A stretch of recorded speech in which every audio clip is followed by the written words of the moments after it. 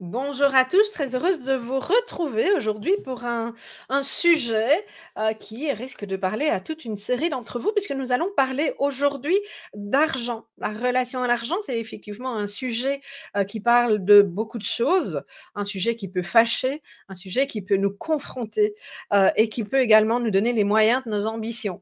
Alors, pas toujours évident de trouver cette juste distance avec la question de l'argent et en particulier quand on est concerné par le haut potentiel, c'est la relation à l'argent n'est pas toujours simple. Je ne sais pas si elle l'est pour d'autres personnes, mais en tout cas, c'est ce dont nous allons parler aujourd'hui avec mon invité du jour, Martine Louis, avec qui je vais aborder quelles sont les croyances autour desquelles on peut se limiter au niveau de l'argent et surtout comment voir les choses autrement.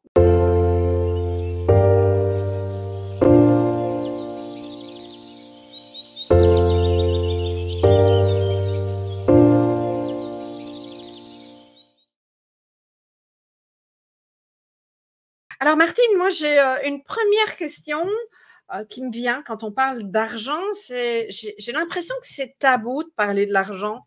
Est-ce que je me trompe? Non, je crois pas. C'est un des derniers tabous, dans nos sociétés occidentales, hein, avec la sexualité, la religion, et l'argent, qui sont d'ailleurs assez liés. Si on a le temps de revenir sur ces sujets-là, effectivement, c'est un tabou, et ça l'est encore plus, en France, je dirais, que, j'habite en Angleterre. Et l'enseignement que j'ai eu sur ce coaching, sur la relation à l'argent vient des États-Unis, et donc il y a vraiment une différence culturelle énorme, sur la relation à l'argent qu'on peut avoir en Europe, aux États-Unis ou voire même en Grande-Bretagne, qui est un pays protestant, et donc les relations à l'argent est complètement différentes. Ça c'est sûr, hein. C'est vrai qu'aux États-Unis, on en parle très facilement et beaucoup plus effectivement tabou, secret, on cache des Mmh. choses plus facilement en Europe. Qu'est-ce que tu as pu constater, par rapport aux personnes, notre public, hein, tu es un public de haut potentiel. Qu'est-ce que tu constates de différent par rapport à un autre public, pour les personnes, concernées par le haut potentiel, voire même l'hypersensibilité? Comment se crée cette relation, à l'argent? En fait, l'argent est quelque chose qui surenchérit, je dirais, d'abord parce qu'il est très émotionnel, et bon, les hauts potentiels ont ce côté très émotionnel, hein, qui est over, comme on dit en anglais, over, émotionnel. Tout est un peu surdimensionné, et l'argent, donne encore un peu plus de puissance à ce côté émotionnel. C'est vraiment, ça complexifie le processus, je dirais. Beaucoup de gens ont des problèmes relationnels avec l'argent. Je dirais même 99 des gens, il y a pas d'école de l'argent. Donc, la manière dont on est éduqué, c'est de regarder ses parents, de regarder les gens qui nous ont éduqués, sans même apporter une éducation en particulier. C'est juste prendre ça comme une émotion, et c'est ce qui construit notre vie, et notre relation à l'argent. Donc, le côté émotionnel, chez les hauts potentiels, par exemple, il y a une croyance qui est très forte dans notre société occidentale, qui est le manque. On Oui. manque d'argent, on manque de temps, on manque, et cetera. Et chez les hauts potentiels que j'ai pu coacher, cette notion, cette obsession du manque, est vraiment très, très présente. Et en fait, comme, on projette nos croyances, sur l'argent.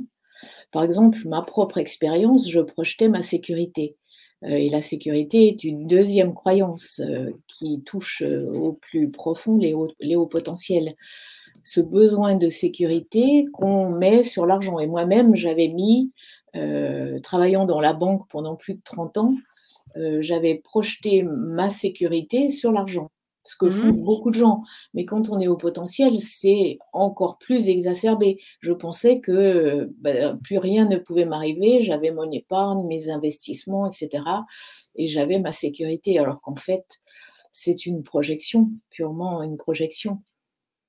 Et Donc, et et pourquoi tu dis que c'est plus exacerbé chez une personne au potentiel? Comment tu vois ça? parce que ça touche tout particulièrement les émotions. D'accord. Et l'argent est très émotionnel. On le voit, par exemple, les marchés financiers, chutent, il y a tout de suite des sentiments de peur, et donc le haut potentiel a ce côté émotionnel qui domine sa vie, et donc l'argent, est encore plus marqué avec ce côté émotionnel. Oui, donc avec la c'est comme tu disais, si je refais le lien, c'est ce que j'entends, c'est la peur du manque qui se creuse, qui peut, effectivement, quand il y a les facteurs extérieurs, Ouais, la peur du manque, c'est de la peur, donc ouais. quelque chose qui C'est émotionnellement prend de l'emphase, ouais, et c'est ce qui pourrait expliquer ouais, ouais. pourquoi ça peut être compliqué, Et entre cette autres. notion d'obsession de manque, c'est de manque d'argent, mais ça touche, on le voit bien, ça touche, tous nos domaines de vie. C'est Mmh. le manque de temps, le manque de confiance en soi, le manque on est de cette obsession du manque, et c'est en ça où avec les hauts potentiels, il y a une exacerbation de cette notion d'obsession du manque. Mmh.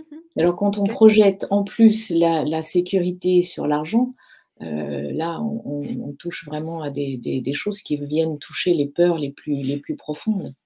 Mmh. Comme quoi, par exemple, les peurs les plus profondes, de quoi tu parles? En matière d'argent, c'est la peur de se retrouver, ça touche comment dire? Les peurs, heu, je retrouve plus mes mots, mais ces peurs ancestrales de survie. Oui, C'est oui, une oui, tout peur à de fait. survie. Ça touche, le cerveau limbique, et ça va vraiment toucher nos peurs les plus profondes. Par exemple, la peur que je pouvais avoir, c'était, qu'est-ce qui va j'avais plus de revenus qui rentraient quand j'ai déménagé et quitté la banque, et c'était un choix. Mais je pouvais pas m'imaginer, sans revenu. C'est de se dire, peut-être que je vais me retrouver, homeless, enfin, ou dans la rue, j'aurai plus de quoi manger, ou ça va vraiment toucher à des choses très, très profondes.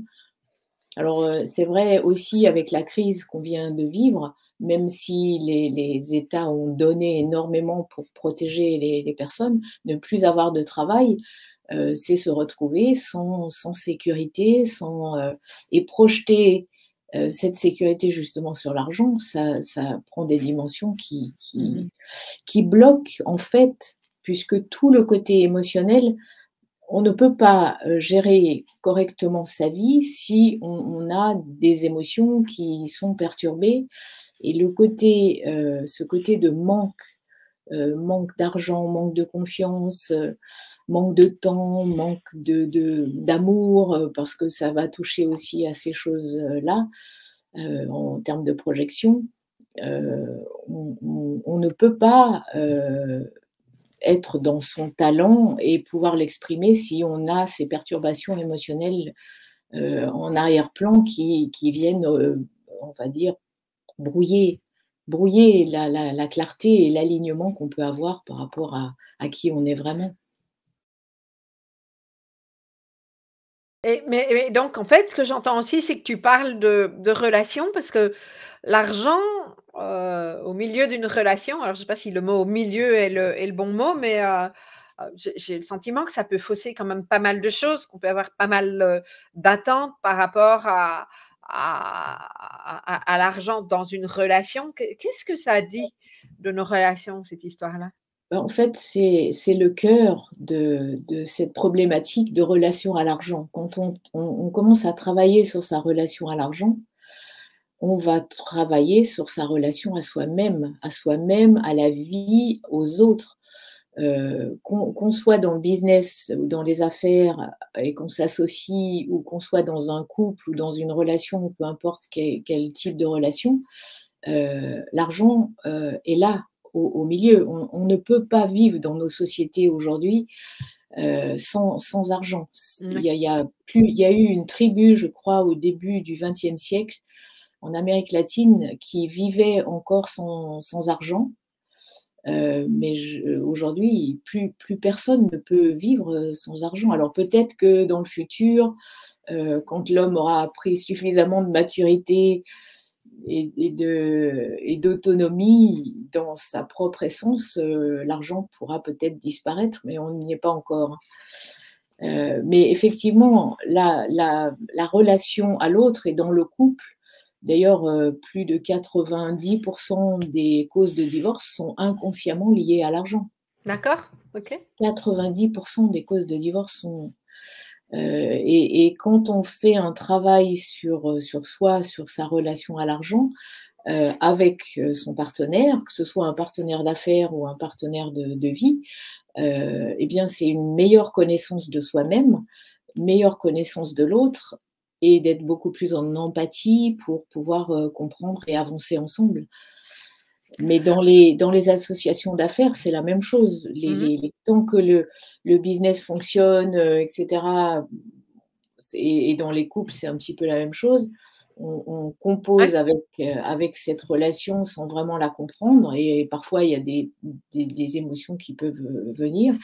Mais dès lors on commence à avoir, par exemple, des problèmes relationnels, ou des problèmes de trésorerie dans une entreprise où là, c'est l'émotionnel qui va prendre le dessus et probablement, altérer la relation, voire même faire enfin, cause de divorce ou de Ouais, mais là, on revient vraiment à cette notion du manque. Je me rappelle, dans un contexte autre, mais une phrase que j'ai entendue et que je trouvais assez intéressante, c'est qu'effectivement, si tu as beaucoup d'argent, tu disposes de pas mal d'argent, que tu as prêté, par exemple, 5 000 € à quelqu'un, et que ces 5 000 €, bah, ça va pas faire une grosse différence dans ton budget puisque tu as d'autres ressources, hein, tu as assez de ressources, c'est pas la même chose que si 5 000 €, tu n'as plus d'argent et tu vas pas avoir le même rapport à la personne mmh qui ne te les rend pas. tout à Et fait, pourtant ça reste quand même 5 000 €, hein, tout c'est à les mêmes fait. 5 000 €, mais le contexte dans lequel tu avances Mmh, va, mmh. va Et en changer. fait, c'est pas l'argent en tant que tel, c'est la notion, qu'on lui donne et ou la qualité qu'on lui prête ou, c'est quand tu parles de ton exemple de 5 000 €, ça me rappelle, une belle histoire d'une petite fille qui voulait faire un cadeau à sa maman et qui n'avait pas l'argent et elle est allée voir, ce monsieur qui lui vendait je ne sais plus quel objet et il lui manquait 1 € ou 2 € et en fait, c'est pas la valeur du cadeau en tant que tel ou l'argent ou pas l'argent, c'est qu'est-ce que je mets derrière ce cadeau? De la même manière, dans les entrepreneurs et j'ai beaucoup coaché de personnes entrepreneurs, à haut potentiel, hein, ou très très émotionnels, qui ont des problèmes pour facturer leurs Ouais. services. Mmh mh. Mmh. Hem, Beaucoup dans le monde du coaching ou dans les thérapeutes ou dans le monde spirituel, heu, la spiritualité ne devrait pas se faire payer. Il y a une espèce de dissonance Croyance. cognitive Ouais. entre, l'abondance, on a tous droit à l'abondance et puis à un moment, bah, j'ai un talent et je vais le monnayer et ça ce travail a un prix et là, dans les hauts potentiels, il y a énormément de personnes enfin que j'ai rencontrées en tout cas, qui ont des difficultés à facturer leurs services et bah, c'est compliqué pour, avoir une entreprise rentable Et et et d'où ça vient cette idée de ne pas facturer, son service à un juste prix, de se mettre en danger? Qu'est-ce que ça a dit des personnes en question? alors, sur le plan collectif, parce que notre relation à l'argent, on l'a dit tout à l'heure, c'est vraiment, l'inconscient qui dirige on dit que c'est plus de 80 de notre inconscient qui dirige nos actions en matière d'argent et de décision et cetera. Donc on n'est pas éduqué. Donc il y a 2 facteurs essentiels qui interviennent. Il y a le facteur collectif, heu et j'ai coaché énormément de femmes, les femmes ont encore un peu plus de difficultés à facturer, à se faire payer, à avoir confiance. D'ailleurs, encore aujourd'hui, même dans les nouvelles générations, je suis dans des groupes avec l'école de commerce ici à Winchester. Dans les levées de fonds, les ICO ou les levées de fonds pour les startups, les femmes sont encore représentées qu'à 90 à 10%. Et même encore aujourd'hui, où il y a de plus en plus de femmes entrepreneurs, les levées de fonds, elles se font il y a un plafond de verre qui est toujours là. Donc collectivement, il y a cet inconscient collectif qui nous habite encore. Et puis ensuite, c'est sa propre histoire personnelle. Beaucoup de femmes de ma génération, alors peut-être un peu moins dans les nouvelles générations, mais les femmes travaillent que depuis un siècle à peu près, hein. C'est la guerre de 40 qui a commencé à mettre les femmes dans les entreprises. Une femme n'a le droit d'ouvrir un compte bancaire à son seul nom que depuis 1945. Ouais, c'est important de le rappeler, hein. Et c'est très récent. Et donc, dans notre inconscient collectif, on porte encore ces stigmates, je dirais, de, de cette vision des choses en termes de relation à l'argent. Les choses évoluent, mais elles évoluent très lentement. Mmh. Donc effectivement, ces fameuses croyances collectives, il y en a une que j'ai souvent entendue, enfin régulièrement, peut-être pas souvent, mais c'est, quand on a un don, on peut considérer que beaucoup de personnes de notre communauté peuvent avoir un don effectivement, voire plusieurs, on ne fait pas payer. Mmh. OK, qu'est-ce que tu en penses? Ben, c'est exactement ce qu'on vient de dire, hein. C'est cette spiritualité, j'ai un don, j'ai un talent, j'ai en moi cette abondance et c'est la spiritualité, égale, doit être gratuit. Ça, c'est une croyance, qu'on porte très, très fortement, dans nos sociétés. Ce qui est spirituel ne doit pas être payant. Alors qu'en fait, j'ai le droit de vivre et j'ai le droit d'exprimer mon talent et d'avoir un retour. C'est dans la spiritualité, c'est le donner-recevoir. Mmh. On retrouve aussi beaucoup d'artistes. Je parlais de dissonance cognitive tout à l'heure. Les artistes ont cette connexion, ou le talent, hein, cette connexion spirituelle avec un don qui vient de quelque chose de plus grand que nous.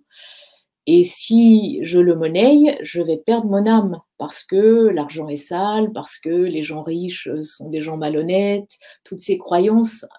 Alors c'est peut-être un peu bateau que de les reciter, mais elles sont vraiment présentes et très, très fortement ancrées dans nos croyances. Mmh mh. Mmh. Et j'aime beaucoup ce symbole de la croix qui n'a pas de connotation religieuse, mais on a une connexion spirituelle, c'est la verticalité. Et une connexion matérielle avec la barre et l'être humain est au milieu de cette verticalité spirituelle et matérialité Mmh. et l'argent est là pour, nourrir, les projets, les talents et là vraiment et c'est pas l'argent qui est le problème, c'est simplement la manière dont on relationne avec l'argent et donc avec la vie. Travailler sa relation à l'argent, c'est vraiment travailler sa relation à la vie. Mmh. C'est, redonner confiance en soi, aller chercher son talent et pouvoir l'exprimer. C'est vraiment vraiment ce travail très profond et moi, ça fait plus de 10 ans que je travaille, je dirais que c'est à l'infini et ce qui est magnifique, c'est de voir comment, notre société relationne avec l'argent. On Mmh. le voit, aujourd'hui et avec les nouvelles technologies et la nouvelle, blockchain et toutes ces travails en réseau, on voit bien que la société est en train d'évoluer sur du travail en réseau et l'argent, n'est que l'expression de cette société. Oui, oui. Je vois ici, droit pour les femmes d'avoir un compte bancaire, c'est en 1965, nous dit quelqu'un, 13 65, juillet oui. exact, hein. Oui, oui, Et puis 65. 1945, une loi autorise à voter, 20 ans séparent les 2 dates. Oui, C'est dire si ça prend du temps. Merci pour ce oui, retour tout à parce fait. que oui, Oui, effectivement, oui. c'est, Oui, c'est loin d'être anodin, oui, effectivement, oui. de voir cet écart, le temps que ça prend. Mais enfin voilà, on peut aussi voir les choses de manière positive, hein, les choses évoluent. Je rebondis sur ce que tu nous partages, effectivement. Moi, ce que j'ai souvent observé, c'est comme si la spiritualité et l'aspect matériel ne pouvaient pas cohabiter. C'est comme si c'était l'un ou l'autre. Et puis, ce que j'entends, c'est Mmh, que mais non, ça peut être l'un et l'autre, bien effectivement. sûr. C'est important de Mmh le mh. rappeler. Alors, qu'est-ce qu'on peut conseiller aux personnes qui nous écoutent? Hein, parce que j'entends bien que c'est un travail sur soi, qu'il y a des croyances, il y a les croyances collectives, il y a celles qui viennent en lien avec, notre histoire personnelle. Qu'est-ce que tu pourrais, inviter les personnes qui nous écoutent à faire, qu'est-ce qu'elles pourraient sur quoi elles pourraient se questionner pour changer quelque chose dans leur rapport à l'argent? Si c'est possible, en tout cas. Alors, bon, quand on parle beaucoup de croyances, c'est d'aller vraiment chercher, à l'intérieur de soi, quelles sont les croyances qui habitent et qui nous habitent et qui nous font agir de telle ou telle manière. Alors moi j'ai opté pour ce type de coaching qui travaille avec les archétypes jungiens et qui sont de puissants outils, de représentation de nos comportements, et donc aller chercher dans sa vie passée, dans quelles sont les croyances et de regarder aussi comment, les parents, agissent, interagissent, ou ont agi, dans la plus tendre enfance parce que tout se passe avant l'âge de l'adolescence. Ces croyances, et sans même, dire quoi que ce soit, ça s'imprime dans l'inconscient comme une vidéo et c'est ce qui dirige ensuite, toute la vie d'adulte. Donc c'est vraiment faire un travail sur soi. Je crois que travaillant depuis 10 ans sur cet inconscient, de la relation à l'argent, sans aide, je crois que c'est très, très compliqué d'aller chercher, les croyances qui c'est parfois des petits détails. Quand on travaille avec la biographie, de sa relation à l'argent, c'est 2 heures de coaching purement ce travail-là, qui va chercher des petits détails qui ont pu s'incruster dans l'inconscient, dans le corps même, hein, puisque ça passe aussi par le corps. Et donc c'est aller chercher ces alors j'ai un test que je propose à mes clients pour aller voir quels sont les archétypes qui dirigent, notre vie, notre relation à l'argent, mais à la vie, hein, puisqu'on l'a dit tout à l'heure, notre relation à l'argent est notre relation à la vie. Et les archétypes sont des jouets, c'est une manière très, très ludique d'aller, chercher, quand j'agis de manière, inconsciente, innocente, par exemple, où je ne veux pas regarder mes relevés de compte, où je ne veux pas facturer mes clients, où je n'arrive pas à annoncer mon tarif ou ce genre de choses, c'est plus moi qui agis, mais c'est un archétype qui s'appelle l'innocent ou la victime ou le martyr et donc je ne m'identifie plus à ce comportement et donc c'est beaucoup plus facile de pouvoir s'en détacher et s'en défaire. OK, mais là, enfin, ça me semble un petit peu compliqué puisque, effectivement, les personnes ne connaissent pas ces archétypes. Donc, qu'est-ce qu'on peut, comment on peut expliquer aux personnes pour identifier des croyances? Comment on peut faire? Parce que, c'est quoi finalement une croyance? C'est, je crois certaines choses par rapport à l'argent que j'ai vérifiées. Comment ça se passe en fait? Eh bien, tout à l'heure, on parlait de la croyance sur la sécurité. Oui, OK. C'est de se dire, «Je me sens en insécurité, j'ai plus de revenus ou j'ai pas d'épargne» ou j'ai une cliente là qui est, en dette et elle est habitée par les peurs et elle se sent totalement insécure. Et donc ça, c'est une croyance que de projeter sa sécurité sur l'argent. Et l'argent dette, par exemple, c'est une croyance qui est, la croyance de l'archétype du fou, c'est-à-dire des gens qui ont une espèce d'addiction à dépenser ou à, mmh, à peut-être pouvoir gagner de l'argent très facilement, mais le perdre, aussitôt Oui, parce que, oui. je n'arrive pas à le gérer et me former sur, comprendre comment fonctionne l'argent et me former sur ce qu'est l'argent, c'est quelque chose qui est hermétique pour beaucoup de personnes. Mmh mh. Mmh. Donc j'ai le souvenir aussi d'une personne qui allait chez le banquier pour, exposer ma problématique et comment il peut m'aider, de le traiter comme un partenaire et là, on rentre vraiment dans la relation. Beh, c'était pire que d'aller à l'hôpital, subir la pire des interventions chirurgicales et ça, Mais donc c'est aussi une croyance qui est fortement c'est ça à marquée. observer en fait, c'est tous les moments ce que j'entends, on essaye vraiment de donner nos clés des clés là, au public qui C'est nous écoute, hein, observer, c'est observer, observer, observer et à un moment voilà, donné: «Je suis pas très à l'aise», donc ouais. et ça peut être Qu'est-ce que aussi quand j'étais enfant, c'est ça, hein? ouais. Mmh. Et en fait, comme c'est très émotionnel, ça touche le corps. Mmh Et mh. donc, quand il y a, une mauvaise nouvelle financière, par exemple, qui arrive ou une facture qui arrive, ça c'est aussi, comment je réagis quand, des factures arrivent? Comment je suis, à l'aise pour payer mes impôts, par exemple? Si le corps, se rétrécit ou si j'ai la gorge serrée ou ce genre de choses, là, on peut dire qu'il y a une croyance à travailler, à aller voir et comment pouvoir s'en détacher.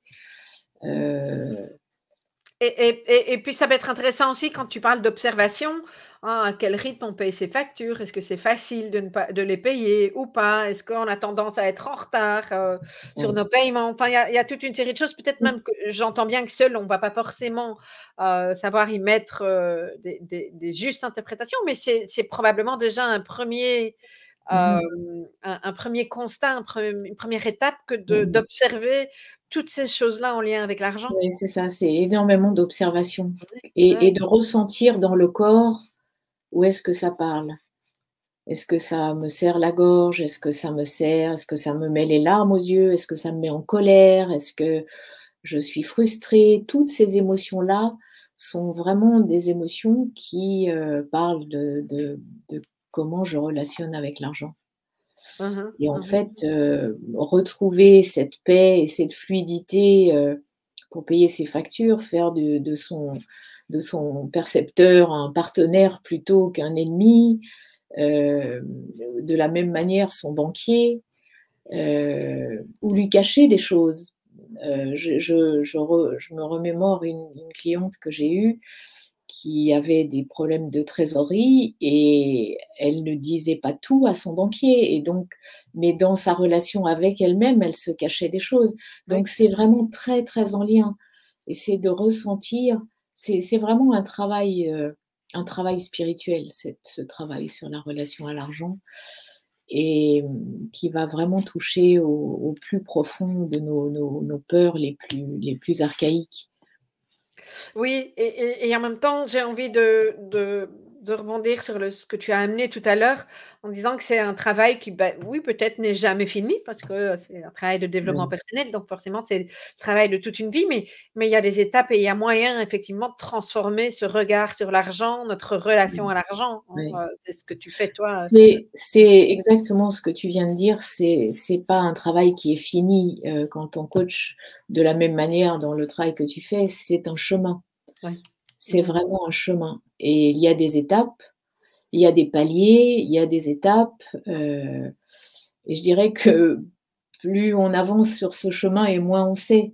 Mmh. Heu, mais c'est le travail de notre relation à la vie quelque part, hein. C'est Et puis tu parlais de sécurité, moi j'aime croire, en tout cas ça a été mon parcours, je ne sais pas ce que tu en penses, mais que la sécurité intérieure, te permet d'avoir une autre relation, parce que tu vas plus la chercher dans de l'argent ou dans d'autres choses. Donc, est-ce que c'est un des points? Est-ce que c'est le point principal? Qu'est-ce que tu as envie de dire par Mais rapport à oui, ça? oui, tout à fait. Mais Mmh. c'est-à-dire que, quand on commence à comprendre, comment dire? Je vais donner mon exemple personnel. J'ai travaillé dans la banque et j'avais un poste de cadre, je gagnais très, très bien ma vie. J'avais investi, j'étais dans la sécurité, avec ce travail et si j'étais restée dans la banque, je savais que je pouvais aller jusqu'au bout de ma carrière et j'aurais jamais eu de problème financier. Et à un moment, j'ai décidé de tout arrêter parce que, les valeurs ne correspondaient plus, et puis j'ai eu une opportunité de rejoindre mon compagnon ici en Angleterre.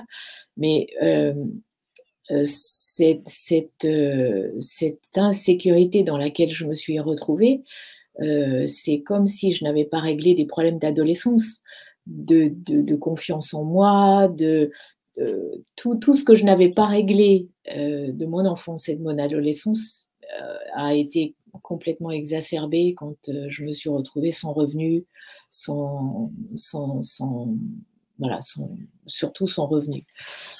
Et cette perception, parce que c'est une perception et quand on est entrepreneur, ce travail sur la relation à l'argent est pratiquement indispensable parce que, on n'a plus cette sécurité de salaire à la fin du mois, on est en congé, le salaire arrive, on est malade, le salaire arrive et cetera. Entrepreneur, on est vraiment face à soi-même et face à cette confiance qu'on a de l'intérieur de: «Qu'est-ce que je donne au monde? Comment je contribue?» Et c'est en cela où dans les hauts potentiels, il y a vraiment donner un sens à sa vie, et l'exprimer et c'est ce travail qui est difficile et travailler sa relation à l'argent va vraiment aider à transformer ce manque de confiance, cette insécurité, cette dépendance. C'est aussi un gros travail sur l'indépendance et la dépendance, ce travail de la relation à l'argent. Mmh, mmh. Mais c'est touchant parce que, combien j'ai déjà pu observer des personnes de notre communauté qui ont des fabuleux projets, et qui par insécurité justement, hein, par peur du manque, ne Mmh. lancent pas et restent accrochés dans Ouais. un travail qui ne leur correspond plus. C'est exactement ce que tu as partagé au niveau de ta propre vie, de ta propre Mmh. histoire et on s'épuise, on s'épuise et finalement on n'a pas forcément, nécessairement plus de sécurité, hein. Parfois je vois les personnes qui se font licencier, et qui n'ont pas profité du contexte et cetera pour pouvoir rebondir avec les belles idées qu'elles avaient. Qu'est-ce qu'on pourrait donner comme conseil, spécifique à ces personnes-là? C'est d'écouter son cœur et d'écouter son cœur, hein, tu parles souvent beaucoup d'alignement et de valeurs. Quand on n'est plus en alignement avec un employeur et il y a beaucoup d'entreprises, même s'il y a des changements importants qui sont en train de s'opérer dans la société, ça reste des petits pas et beaucoup de gens se retrouvent pas avec leurs valeurs. C'est de vraiment écouter son cœur et de se lancer. C'est tellement enrichissant.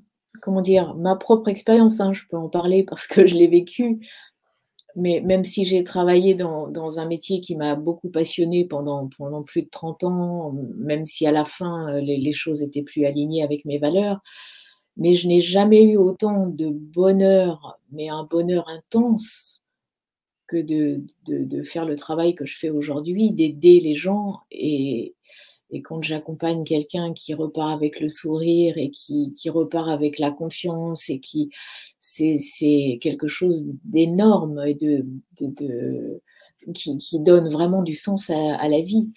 Mmh. Alors que, on peut rester cantonné, avec un salaire à la fin du mois qui est le salaire de toutefois, je dirais quand même quelque chose d'important, puisque tout à l'heure on parlait d'émotions et qu'on ne peut pas être dans la créativité et dans son plein potentiel quand on a des perturbations émotionnelles et toutes ces dissonances qu'on a à l'intérieur de soi nous empêchent d'exprimer notre talent.